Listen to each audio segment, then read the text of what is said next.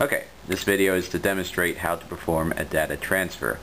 And what we're going to do is we're going to take a hard drive out of this machine and put it in an enclosure and attach it to another machine, sort of making it a glorified jump drive. Anyway, these are the tools you need. You have your laptop, you have your connector, and this is the enclosure that goes with the connector, and of course the proper tools. Now, the first thing you want to do is remove the battery. There we go. Okay. The next thing you're going to do is try to find the hard drive and remove it. Some of these will have symbols, kind of like here. You have a wafer that represents that this is where your memory is stored. However, I've already surveyed this machine and found that it doesn't, in fact, show you. Now, a place where you can find a schematic is probably online, and not necessarily the support directly from, say, in this case, the Toshiba website, but you know, you like just do a Google search and you're going to have probably someone who's done it before and therefore would have it posted. So our next step is to unscrew the proper place where the hard drive is stored.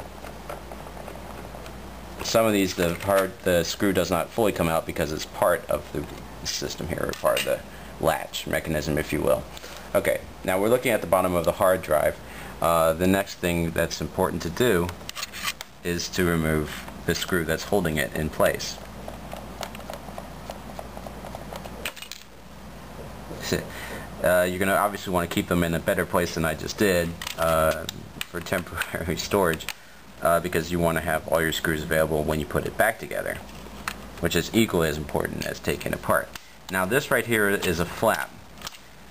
This is handy because it allows you to pull the hard drive safely without having to reach underneath and touch any of the connectors. And that's me removing the screw. Okay, so this is not the last step, because as you can see, the hard drive itself is inside another metal casing, and for the purposes of our enclosure we need to remove it from its encasing. And you'll see these screws on the side, and so I'm going to go ahead and remove them all.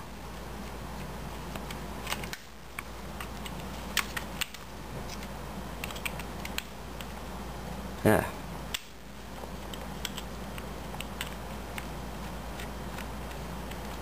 Okay, so once we've done that, it should be able to lift quite easily. Do not touch this part, ever. You don't want to do that. Okay, now look at the connectors carefully. This right here. This is serial ATA.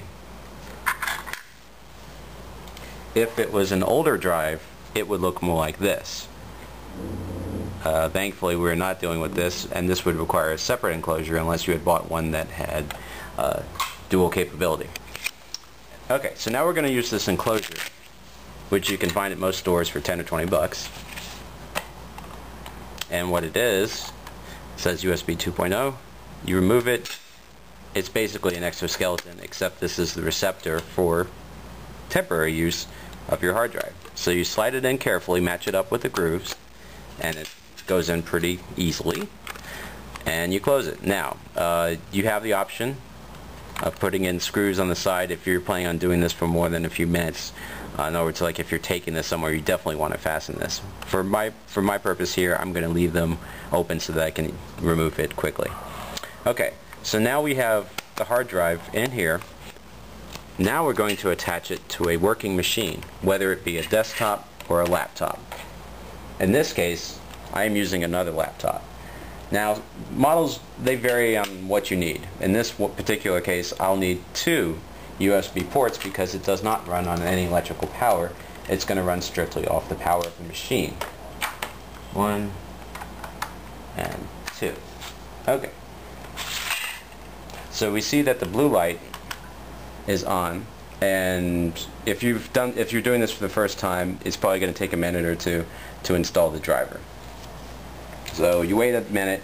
If you're using Vista or 7, it should automatically install, and I think even in XP it should also automatically install, but they do include a CD with your enclosure if you need to install it on older operating systems. The method for doing it on a Mac OS is similar, except I believe you also don't need the software for that one. It's an automatic detect on theirs as well.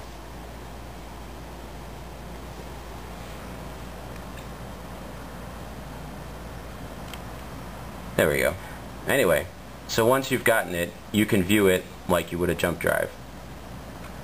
And at this point, here's the folders, and you can just grab any of them that you want and dump them into the C drive. You would use the usual copy and paste method that you use with basically everything else that you do. And that's how you successfully transfer data